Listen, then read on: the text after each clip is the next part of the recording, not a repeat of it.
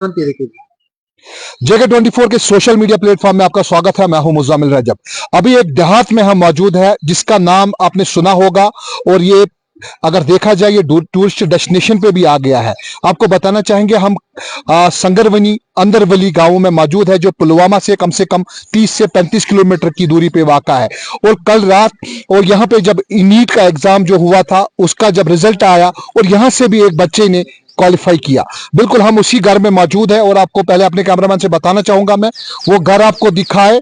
ये जो घर है ये इसी घर का फर्द है, एक बच्चा है जिसने नीट क्वालिफाई किया। उसके जो फैमिली मेंबर्स है वो भी हमारे साथ मौजूद रहेंगे और आपको बताना चाहेंगे जिस तरीके से आप देख रहे हैं इनका जो इनकम ऑफ सोर्स है वो ज्यादा नहीं है। इनका जो वालिद है वो मजदूरी का काम करता है और उसी मजदूरी के पैसे से उन्होंने ये जो बच्चे हैं उनको पढ़ाया है। लेकिन आपको बताना चाहेंगे हमारे साथ वो बच्चा भी मौजूद है और यहाँ के गांव के अफराद जो है वो भी मौजूद है और आपको बताना चाहेंगे जिस तरीके से उन्होंने नीट क्वालिफाई किया है तो ये देखने वाली बात रहेगी। क्योंकि अगर देखा जाए जहां पे हम मौजूद है यहाँ पे जो कनेक्टिविटी है, मोबाइल कनेक्टिविटी है, बिल्कुल जीरो है। यहाँ पे टावर्स नहीं है, यहाँ पे मोबाइल सुविधा की जो टावर्स है वो उपलब्ध नहीं है। लेकिन इससे पहले भी आला हुकाम तक हमने ये बात पहुंचाई थी, लेकिन आज फिर से पहुंचा रहे हैं क्योंकि जो ये बच्चा है इसने जो अपनी प्रिपरेशन की है वो मोबाइल फोन से ही की है, ताकि जो इसका मोबाइल फोन जो है उसी से इसने प्रिपरेशन की है, यूट्यूब से उसने देखे हैं, लेक्चर्स किए हैं।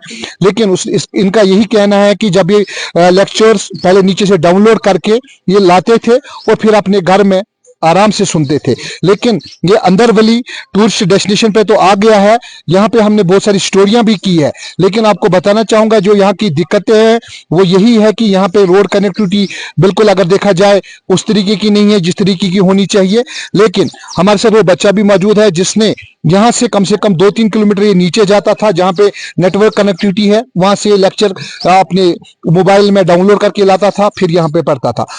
आपको पहले बहुत बहुत मुबारक है, आपने नीट क्वालिफाई किया। और सबसे बड़ी बात यह है कि जब आपने नीट क्वालिफाई किया क्या महसूस हुआ आपका, और पहले अपना नाम बताइए। बिस्मिल्लाहिर्रहमानिर्रहीम। मेरा नाम दिलावर हुसैन खान है।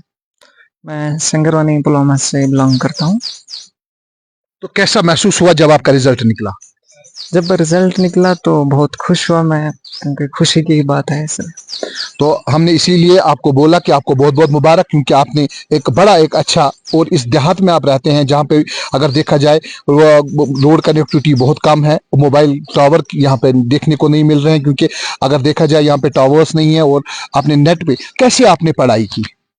मैंने जब नीट की प्रिपरेशन जो है वो मैंने ऑनलाइन की है। मैं लेक्चर डाउनलोड करके फिर देखता था। कहाँ से आप लेक्चर डाउनलोड करते थे? मैं संगरवानी से। कितना दूर है आपके घर से? 3 किलोमीटर। तो जब आप वहां से आते थे, आप फिर घर आते थे, आपको टाइम जो है उसमें भी वेस्ट होता था। तो क्या बोलना चाहेंगे आला हुकाम को? मैं बोलना चाहूंगा कि अगर यहाँ पे नेटवर्क कनेक्टिविटी हो जाए तो ये हमारे लिए बहुत आसानी होगी। तो अगर देखा जाए इससे पहले आपने पढ़ाई कहाँ से की है? क्या आपकी पढ़ाई यहीं से हुई है?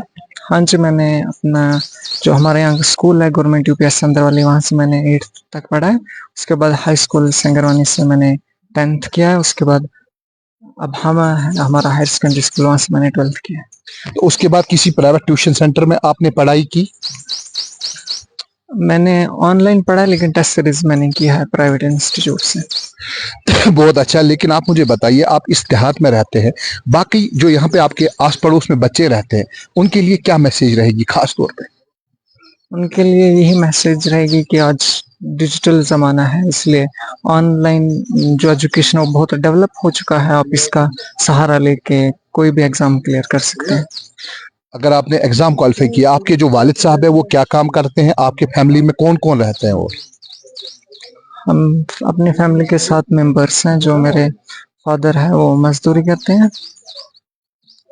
जो ब्रदर है आपके क्या करते हैं? वो भी पढ़ते हैं। वो भी पढ़ते हैं। कितनी कितने टोटल आप फैमिली मेंबर्स है? भाई कितने हैं, बहनें कितनी? 3 भाई और 2 बहन। क्या करते हैं सारे लोग? सारे ही पढ़ते हैं।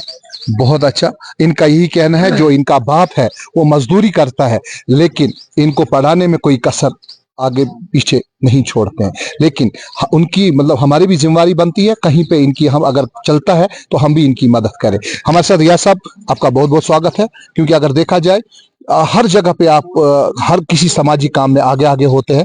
इस हवाले से बताइए, आपके इलाके के एक बच्चे ने यहाँ पे क्वालिफाई किया है, कैसा महसूस हो रहा है इलाके के लिए? सबसे पहले मैं मुजम्मिल साहब आपका शुक्रिया अदा करना चाहता हूँ कि आप इतने दूर से आए यहाँ हमें हौसला अफजाई देने के लिए और हमारी हर खबर एडमिनिस्ट्रेशन तक पहुँचाते हैं, तो आपका मैं बहुत शुक्रगुजार हूँ।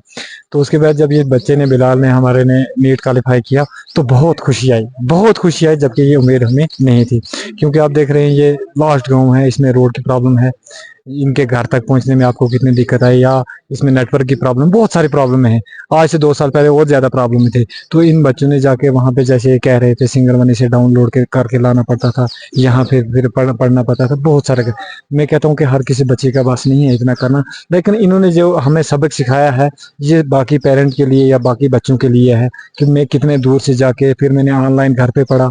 इससे पेरेंट का खर्चा भी बहुत कम होता है, तो और बच्चा भी का टाइम भी बच जाता है। जितने टाइम वो जाने में लगाएगा, जितने टाइम वो कहीं किसी और काम में लगाएगा, उतनी ही टाइम वो पढ़ेगा, तो उससे उसको ज्यादा फायदा मिलेगा। सबसे बड़े खुशी की बात है कि इस बच्चे का जहन इतना अच्छा है कि जब मैंने इनसे पूछा कि हमारे यहाँ पे डॉक्टर जो बनते हैं बैकवर्ड सर्टिफिकेट पे, तो वो यहाँ से जाके फिर वो बैकवर्ड रहना नहीं चाहते हैं, वो फॉरवर्ड बन जाते हैं, चले जाते हैं सिंगरमनी श्रीनगर में। तो मैंने इन बच्चे से पूछा, मैंने कहा आपकी क्या तमन्ना है, आप क्या करना चाहते हैं अपने लाइफ में, आगे क्या करना चाहते हैं? तो इन्होंने उस वक्त मुझे कहा कि मैं फार फ्लंग एरिया में जाना चाहता हूं और मैं बैकवर्ड लोग हैं जो उनकी खिदमत करना चाहता हूं।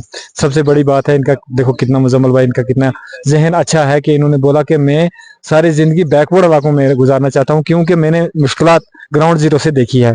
तो जैसे आप फैमिली देख रहे हैं, बहुत बोर फैमिली है, बहुत गरीब फैमिली है, अभी इनको बहुत कुछ करना है, अभी बाकी है, अभी बहुत कुछ करना है। तो हमने डी साहब ने भी, हमारे जब बिशारत क़य्यूम साहब ने सुना तो वो भी खुश हुए, उन्होंने भी मुबारकबाद दी। तो इनकी अगर थोड़ी हेल्प हो जाए कहीं से, और आगे ये मतलब इनकी ज़रूरतें हैं अभी, तो बाकी आपका शुक्रिया। नहीं, सबसे अहम सवाल, ये यहाँ से इतनी दूर जाते थे यहाँ पढ़ने के लिए, जो डाउनलोड करने के लिए, क्या आपने इससे पहले अहले हुकाम तक ये बात नहीं पहुंचाई कि यहाँ पे टावर्स की प्रॉब्लम है? क्योंकि अगर देखा जाए, हमने बड़ी स्टोरियां की है अंदरवली में, जो टूरिस्ट डेस्टिनेशन बन गई है, लेकिन क्या आपने एडमिनिस्ट्रेशन तक ये बात नहीं पहुंचाई है? जी बिल्कुल, आपको याद होगा पिछली बार जब यहाँ पे ब्लाक दिवस था, आप ही थे जनाब, डी साहब बिशारत क़य्यूम साहब यहाँ पे आए थे, उनसे पहले भी हम डिमांड करते रहे। तो इमीडिएटली डी साहब ने कम्युनिकेशन को एक लेटर लिखा, तो वो जम्मू लिखा, उन्होंने 3 बार लेटर लिख चुके वो लेकिन फिर चौथी बार कल डी साहब को हमने कहा कि आप हमें बाय हैंड लेटर दो, हम लेके जाएंगे। मेरे साथ मेरा नंबरदार साहब था और हम दोनों जम्मू गए परसों ही। तो हम कम्युनिकेशन ऑफिस में गए, उन्होंने कहा कि हम कोशिश करेंगे जल्दी करने का, वो बीएसएनएल के लिए कर चुके हैं। तो अब हमारा अंदाजा है कि इंशाल्लाह हम डी साहब से गुजारिश करेंगे कि सर बीएसएनएल का थोड़ा टाइम लगेगा, क्योंकि जो उन्होंने बोला, जहां तक कम्युनिकेशन वालों ने जितने सारे टावर हमें दे चुके थे, वो आप दूसरी, जब हमारे पास कोई मतलब बजट आएगा तो फिर हम दूसरा प्रायोरिटी पे रख देंगे ये।